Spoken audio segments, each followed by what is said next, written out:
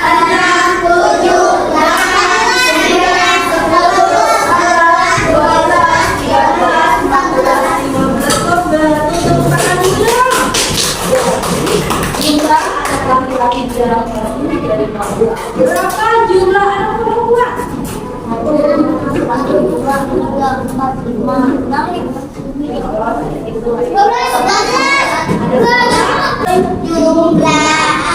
Sudah siap untuk belajar? Sudah siap? Berarti sudah siap untuk belajar matematika? Kita akan belajar penjumlahan 1 sampai 10. Sebelum kita mulai belajar penjumlahan 1 sampai 10, ayo kita sebutkan angka 1 sampai 10. Yuk, bisa? 1, Kita 2 mulai apel merah ditambah 2 apel merah. Untuk mengetahui hasilnya, ayo 1, 2, 3, 4.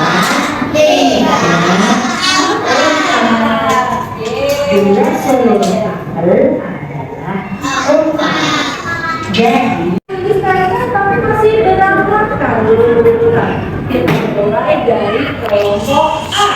Jadi sama-sama kanji H. Jadi kita manis ya.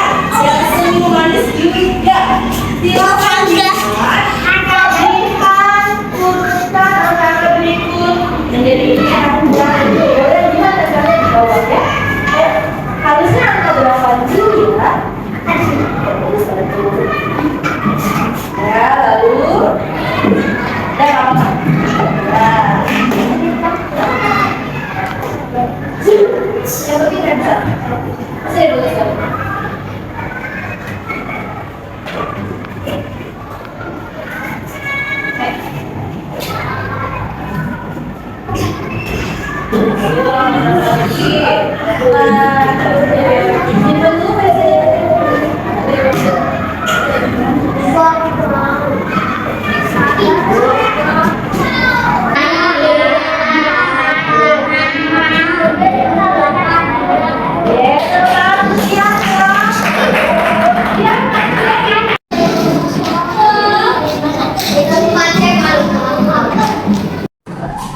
Iya, coba mana kelas 1C? Alhamdulillah. Selesai melaksanakan kegiatan hari ini. Tadi kita sudah mengerjakan lembar kerjanya kelompok A dengan lembar kerjanya apa tadi masih ingat? Membuat apa? Membuat cerita dari jumlahannya. Bisa kasih contoh sama Jihan, coba boleh berdiri di situ. Contoh satu ada soal penjumlahan yang kita sudah buat.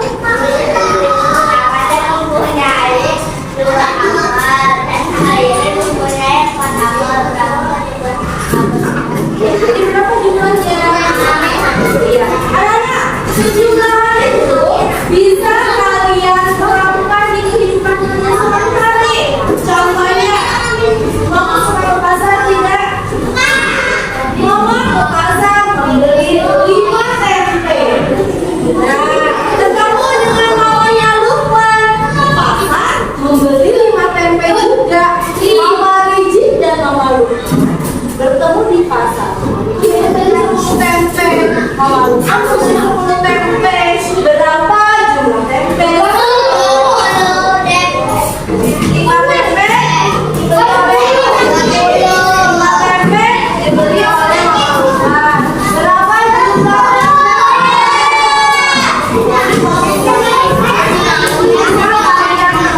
di kehidupan kalian sehari-hari?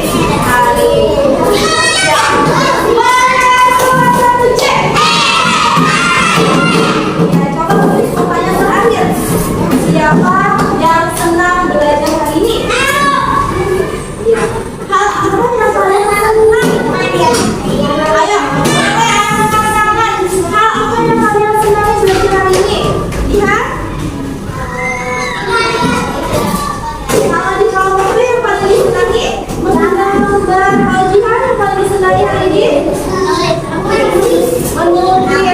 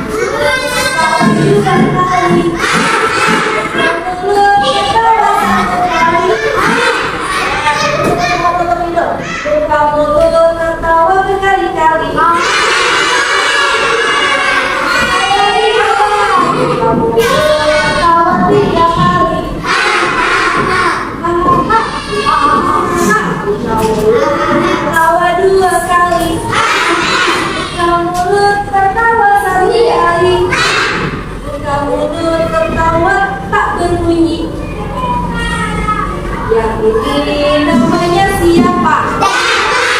Ini namanya siapa? Yang ini namanya siapa? Wah, anak satunya hebat. Terima kasih anak-anak semuanya. Oke, you are the best, the best, the best. Sekali lagi. You are the best, the best, the best, the best. Ya, baik sekian pembelajaran hari ini dari Bu Lilis. Ya, dan ucapkan terima kasih. Lebih kurangnya, Assalamualaikum warahmatullahi wabarakatuh.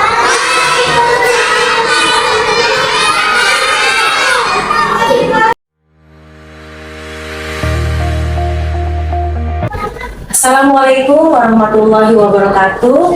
Berjumpa kembali pada percakapan pasca observasi bersama saya Nurul Wijayanti, calon guru penggerak angkatan 8 dari SDN Sukapura 01. Di sini saya masih ditemani oleh Ibu Lilis sebagai guru yang diobservasi dalam kegiatan supervisi akademik. Dan saya pun ditemani oleh Ibu Lintang sebagai pengajar praktik. Assalamualaikum Bu Lintang. Assalamualaikum Bu Lilis. Ya. Bagaimana kabarnya hari ini Bu? Alhamdulillah sehat ya. Baik, percakapan observasi ini saya akan memberikan pertanyaan-pertanyaan kepada Ibu Lilis terkait dengan jalannya proses observasi kemarin di kelas ya Bu Lilis ya, yang sudah kita lakukan dengan tujuan untuk mengevaluasi sejauh mana proses pembelajaran yang sudah Ibu lakukan. Baik, percakapan observasi ini saya akan memberikan pertanyaan-pertanyaan kepada Bu Lilis terkait dengan jalannya proses observasi kelas yang Ibu lakukan dengan tujuan untuk mengevaluasi sejauh mana proses pembelajaran yang sudah Ibu lakukan. Nah, untuk itu saya akan mengajukan pertanyaan yang pertama ya Bu. Bagaimana perasaan Ibu terkait dengan jalannya kegiatan kegiatan observasi kelas yang sudah berlangsung. Ya, baik, terima kasih Bu Nurul untuk kesempatannya. Setelah pelaksanaan pembelajaran langsung, awalnya saya itu merasa tegang Bu. Tetapi dengan berjalannya kegiatan ini, alhamdulillah berakhir dengan baik. Alhamdulillah berakhir dengan baik ya Bu Lis ya. Alhamdulillah benar-benar berjalan dengan lancar. Gimana Bu Lis, bisa diceritakan kembali nggak Bu, area pengembangan apa yang Ibu lakukan di dalam kelas, kemudian langkah-langkah atau tahapan-tahapan belajar yang Ibu lakukan di dalam kelas Bu Lis? Baik, untuk tahapan pembelajaran yang pertama, saya membuat perangkat pelajaran atau RPP atau modul ajar untuk area pembangunan yang ingin saya capai. Yang pertama adalah satu, saya mengembangkan kemampuan sosial emosional dalam menghadapi siswa di dalam kelas. Dan yang kedua, mengembangkan minat belajar siswa dengan pembelajaran secara berkelompok. Baik, jadi area pengembangannya berkaitan dengan pengembangan kemampuan emosional dan pengembangan minat belajar siswa dengan pembelajaran berkelompok ya. Oke. Baik, menurut Bu Lilis, apa sih kekurangan atau kendala-kendala yang Ibu hadapi pada saat melakukan proses pembelajaran di kelas Bu? Baik, menurut saya kekurangan itu pasti ada, termasuk kekurangan saat saya melakukan pembelajaran. Nah, pada kegiatan itu kekurangan dan hambatan yang sering terjadi mungkin sering dialami sama seperti oleh guru-guru yang lainnya. Seperti masih ada beberapa siswa yang tidak mau ikut serta dalam kegiatan pembelajaran, lalu ada siswa juga yang kurang aktif, ada juga yang siswa ingin terlibat dalam kegiatan itu sendiri, terus pengen vokal gitu. Terus itu artinya siswa tersebut kurang aktif, hanya mengandalkan temannya saja. Jadi hanya satu anak aja yang ingin vokal, maju ke depan, terus-terusan gitu. Itu saja sih mungkin kekurangan saat saya mengajar. Oke, baik, berarti ada beberapa siswa yang kurang aktif dan siswa yang tersebut hanya mengandalkan temannya ya Bu Lilis ya. Nah, kira-kira kenapa itu bisa terjadi Bu? Kenapa siswa tersebut tidak mau ikut terlibat dalam diskusi tersebut? Mungkin dengan pembagian dalam kelompok belajar Bu, yaitu jumlah siswa yang terlalu banyak setiap kelompoknya. Sedangkan pembelajaran kemarin saya hanya baru mengelompokkan anak sesuai dengan tempat duduknya masing-masing. Jadi terlihat masih terlalu banyak Bu, tidak seimbang mungkin ya antara kelompok satu dan kelompok yang lainnya.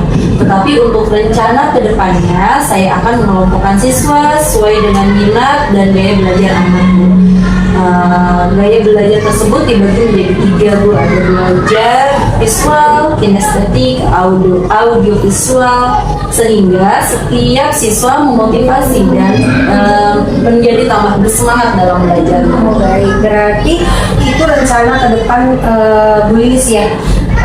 Berarti Ibu akan membagi 3 gaya belajar seperti visual, kinestik, auditory, seperti itu ya Bu ya. Nah, oke, mudah-mudahan yang Ibu rencanakan terrealisasi dan memberikan proses pembelajaran yang lebih baik lagi dibandingkan dengan yang kemarin ya Bu.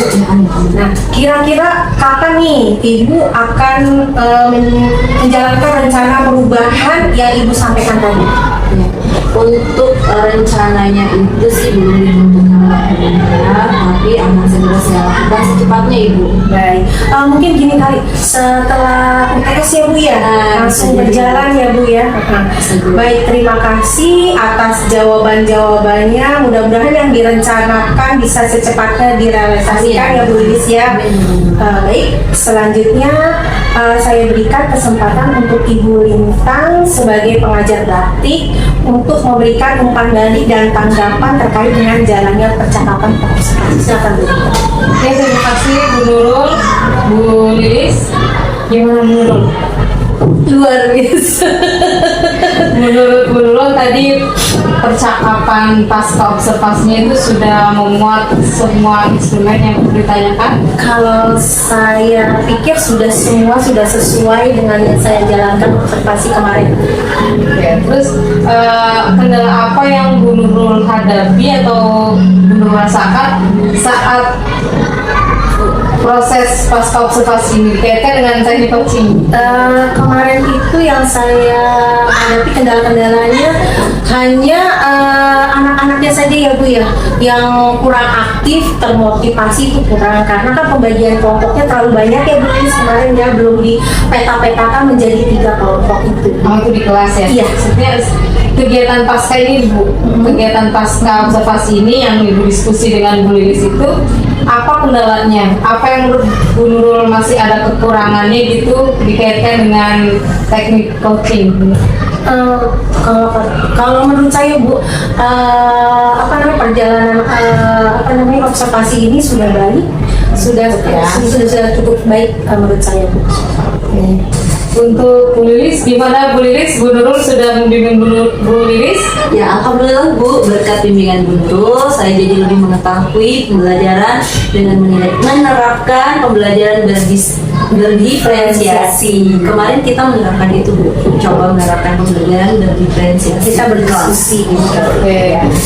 Menurut Bu Lilis, apa itu pembelajaran berdiferensiasi?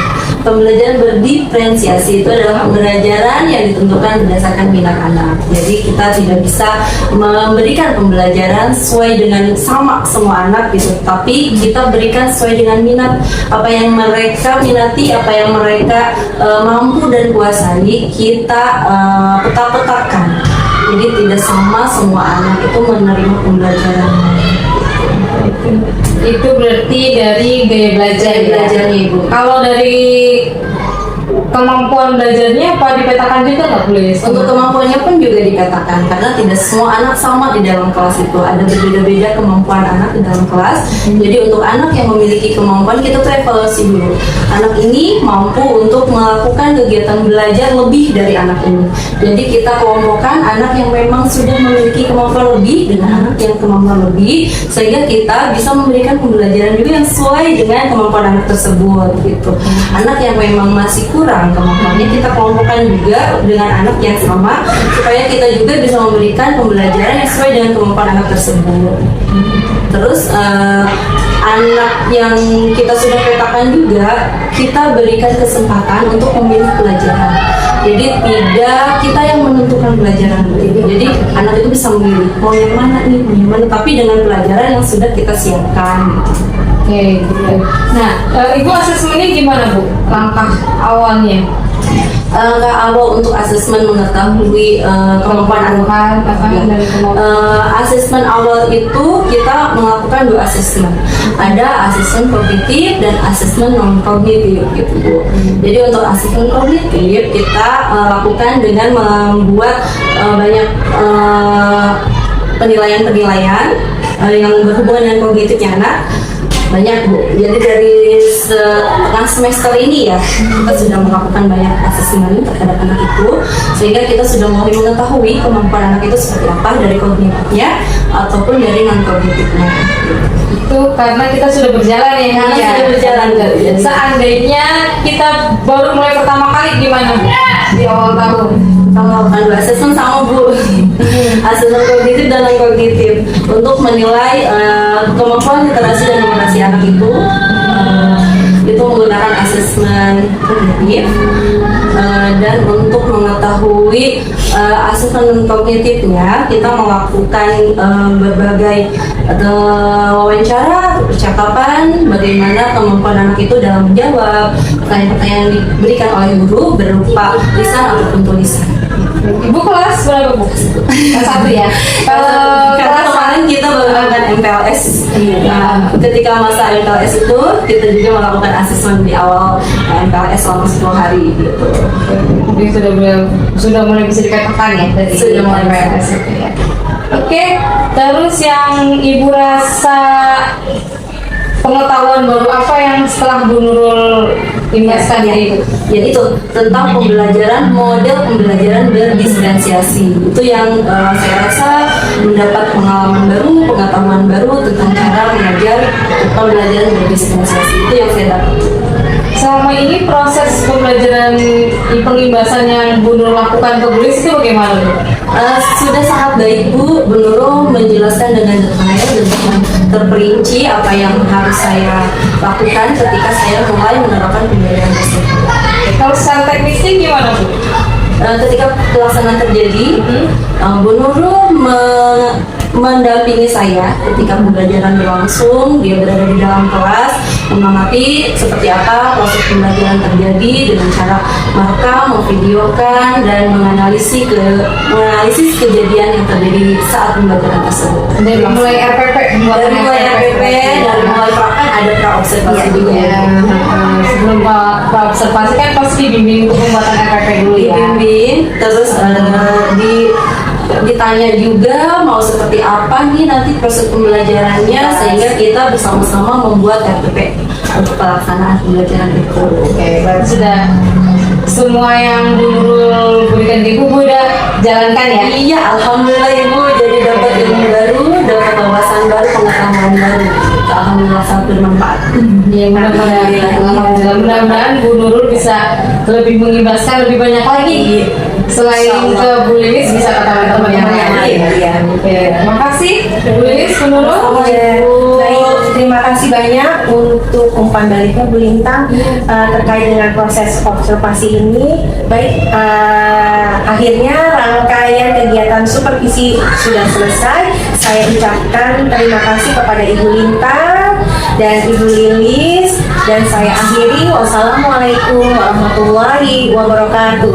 Waalaikumsalam warahmatullahi wabarakatuh.